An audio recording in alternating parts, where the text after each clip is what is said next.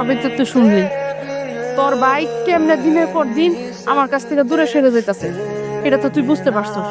এখন তুই যেমনে পারস ওই কালনাগিনীরে তোর ভাইয়ের জীবন থেকে সরায় দে। আমি আর ওই হারামজাদিরে আমার বাড়িতে আর একদিনও সহ্য করতে পারতাছি না।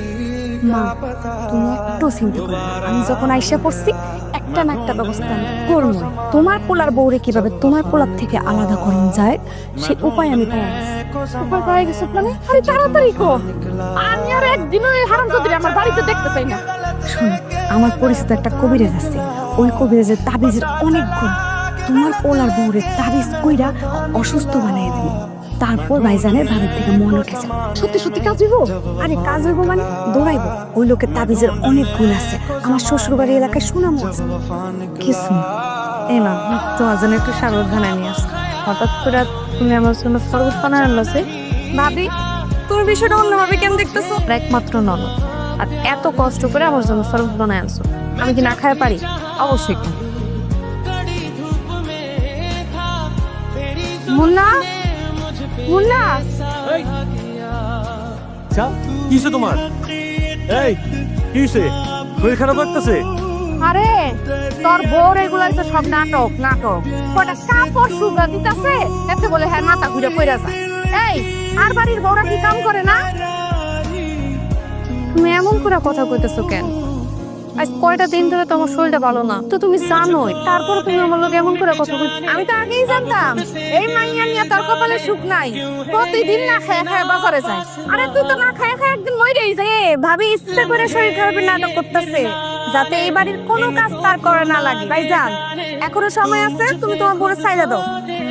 এতদিন একটা কামের কথা কইছো, ওর মতন মাইয়ের লগে সংসার করা সম্ভব না। কি এক রোগ বাজায় লইছে, এই রোগ বলে ভালোই হয় না, এই রোগ তো জীবনও ভালোই হয় না। তুই কোনো চিন্তা করিস না বাজান, আমি কালকে চেয়ারম্যানের খবর দিতাছি, ম্যানরে ঢাকায় আমি সব কমু। কইয়া তোর এই তালাকের ব্যবস্থা আমি করতাছি।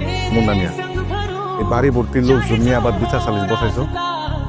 আমি আর তোমার মায়ের তো আগেই বলে দিচ্ছি, এবার একটা ব্যাপার নিজেরা সমাধান করে নাও। এগুলোর মধ্যে এই আমাগরের দায়িকা নিয়ে এসে সময় নষ্ট করার কোনো মানে হয় না।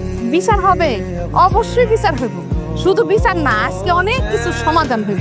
আপনার আজকে আমার মার বিচার করবেন, মানে মার বিচার করানোর জন্য আমি আজকে এই বিচার যাচ্ছি। আপনারা সবাই খালি আমার দোষটা দেখেন না, আমার মার বোন মিলে কি দোষ করছে এটা আপনারা জানতে চান।